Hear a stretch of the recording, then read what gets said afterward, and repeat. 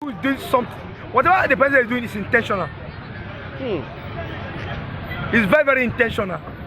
If you look at the speech he delivered after the protest, you will know that he knows what he's doing. If anybody tells you that the president of Nigeria suffer, he's lying. He's lying. The president is intentionally suffering Nigeria because this is the only government in the entire country that Nigerians are paying subsidy. The only government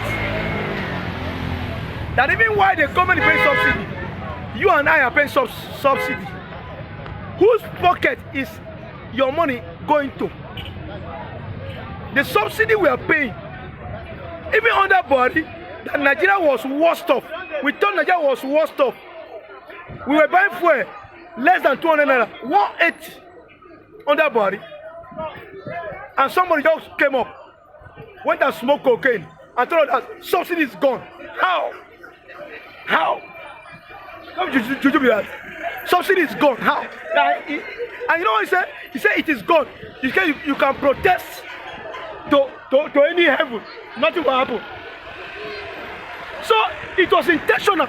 He was ready to punish us. He was ready to. So from the beginning, that is why even when we started the protest on the 1st and 2nd, he didn't say anything. He kept quiet. He was watching us. He was laughing. Little wonder, Akpabio said, "You go and protest. We will be enjoying. We will be eating. Drinking. They're going to drink on top of my head, on top of your head." Hey, bros, see, Nigeria, we never ready. If we ready, then go listen. So it's. I'm so annoyed when I see people making noise in the plane, because this is no way to talk. This is no way to talk.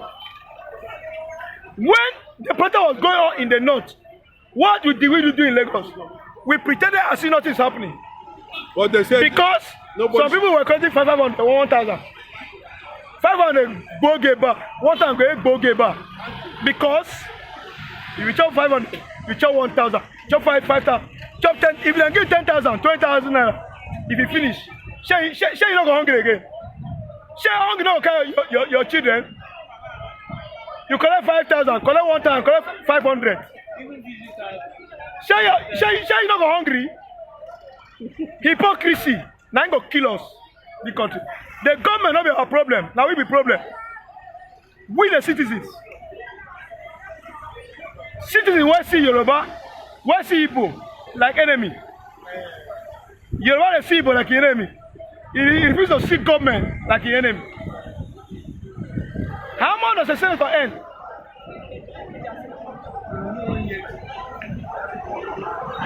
Come on, minimum wage. Then a drugger. Now 70,000 naira. Take how many months to conclude? To conclude. A senator they carry 50 million a month. One person. And you 70,000 naira. Tinubu the drug. And with them bus stop. Sorry. With them bus stop here. We are in the bus stop. You can see 200 naira no get. He go tell you say, I don't meet somebody. I have met somebody who tell me say, bros, please give me 200 naira to go to Ikeja. I don't have 200 naira to pay to Ikeja. And in only 5 minutes, the person was dragging, was supporting APC government. When somebody came out, they were discussing about this government. The person was countering the person. And I was just standing, he did, maybe he forgot that I was still there. And I said, bros, are you not the one that get 200? Are you not the one that get 200? And you are the one supporting this government. Okay, government. The same mastermind of the mother of all protests against Jonathan is the same one who is against protest. Shall not be juju be that. Why is he scared? Why is he scared? Why is he afraid?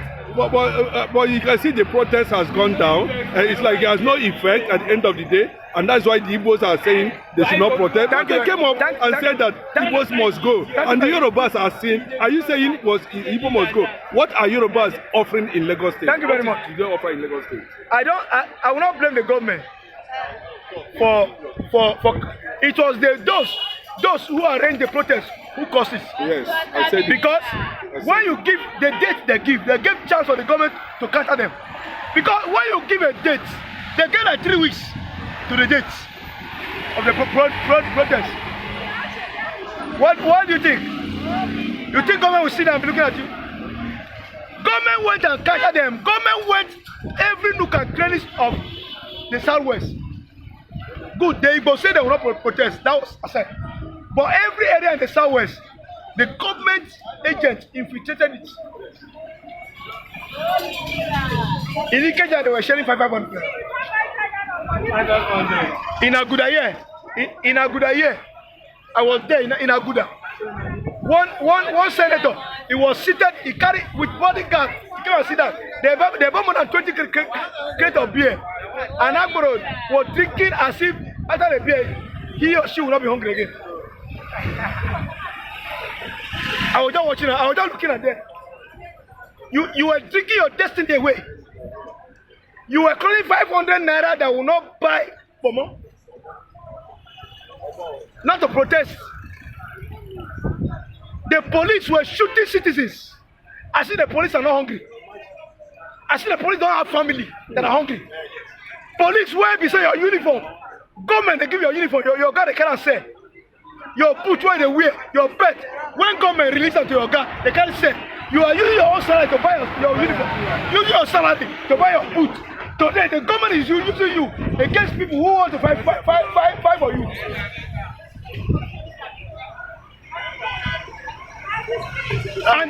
And the dogs who allow themselves, dogs who have family, who are crying, who have children, they cannot pay school fee for.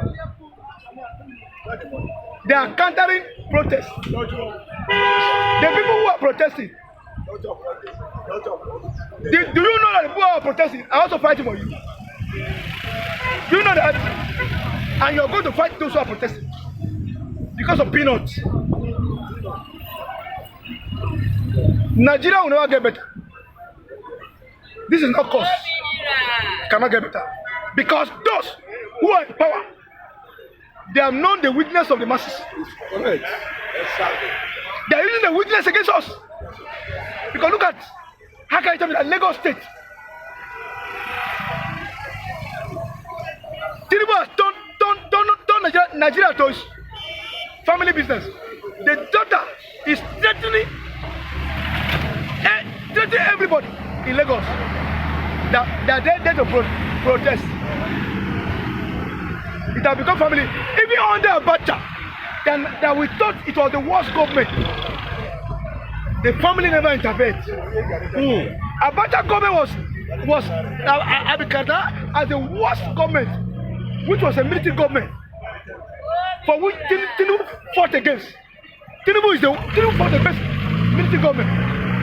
Today, Tinubu government is worse than military government. The family, both the daughter and the son, they are threatening everybody. That is why nobody can come out and protest. Nobody can talk. Nobody can talk. Look at. The protest Lagos has become beggar state, and nobody's talking. Everybody is begging in Lagos. Everybody. Beggar state. How much are you earning? How much are you earning? How much do you earn in a month? How much do you earn? How much do you spend? This morning now, how much did you give your wife? Nobody here can drop 10,000 naira in house. Nobody. Everybody become beggar. But everybody is afraid to talk. Because, you see, there is one thing I used to say. The Southwest, they are the problem of the country. But if they said Igbo must leave Lagos State and must leave Southwest, and they're asking them, the person behind it have not said anything. Are Igbos actually going to leave Southwest, or have they left? Or what do you think? They don't want them to leave, or the Northerners have not learned their lesson. They have learned their lesson for some time now. They have not threatened Igbos in the north. Why is it the Yorubas I want to answer the Igbo must go. Okay.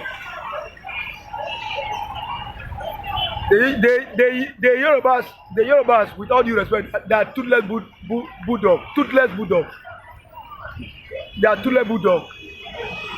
The Igbos, we are waiting for them. Let me tell them categorically, we are waiting for them. We have been patient. We have been patient for them. Hausa will cause trouble. They will say Sigbo. Everyone will cause wahala. They will say Sigbo. They will burn our markets. They will destroy our shop. We are not talking. We have told them we did not protest. When we protest, they say it's Igbo. Now we did not protest. They say it's Igbo. Now we did not join the protest.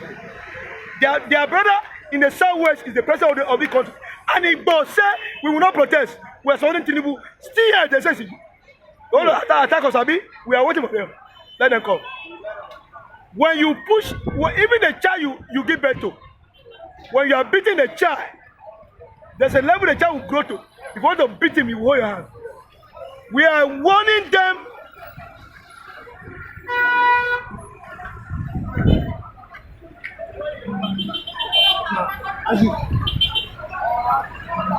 We are warning them that a sleeping dog is not a dead lion. If they want Igbo to go, if they want Igbo to go, it should be on a referendum. It should not be on a violent. If they want violence, we will give them violence. If they want peacefully, we will go peacefully.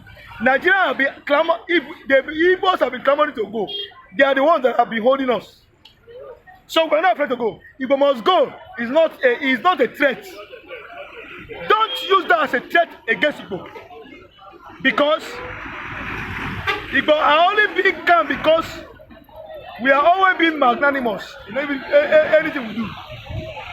Don't think that we are weak. Don't think that we don't know what we do.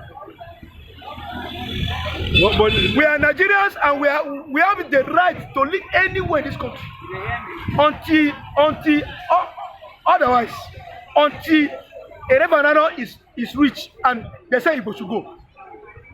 Anything outside that, we are still in Nigeria, and we have the right to live anywhere in this country. Nobody has the temerity. I'm not happy with Igbo's contribution in Lagos State, or what is actually Igbos are not interested in the contribution. No, are they not happy what with we have said? We are not interested to ask them that. What we are saying is that now we are ready to go. They should call their brother who's the president. President should call on a referendum to decide the fate of Igbo. That's what Igbo are waiting now. As I speak to you now, Igbos are already moving their business gradually. It's what? So that they should not think that Igbo must go is a threat. It's not a threat. So they should thank God their brother, the president. They should call their brother. They should call, like Jonathan call a referendum. Let Tinubu call a referendum to decide the fate of Igbo. Let them release Nnamdi Kanu and free Igbo to go. Simple as that. They should not use threat to intimidate Igbo. Igbo are not afraid to go. Because Igbos are the one, they are the one benefiting from Igbo. Here in the southwest, it is Igbo. The Igbos that are generating the revenue that they are enjoying. They are very lazy. They are very lazy people. Look at, they are very lazy. See somebody of 40 years still living with the father. You will not see Igbo man 20 years living with the father. You cannot see that. Go to computer village, 18 years is a millionaire. In Igbo, 20 years a millionaire. So we are not, they are the lazy one. We are not working for them. So if we go, they are the one that will suffer it. We are not the one. So they are the one that we are not scared to go. So they should stop using Igbo must go as a threat. Thank you.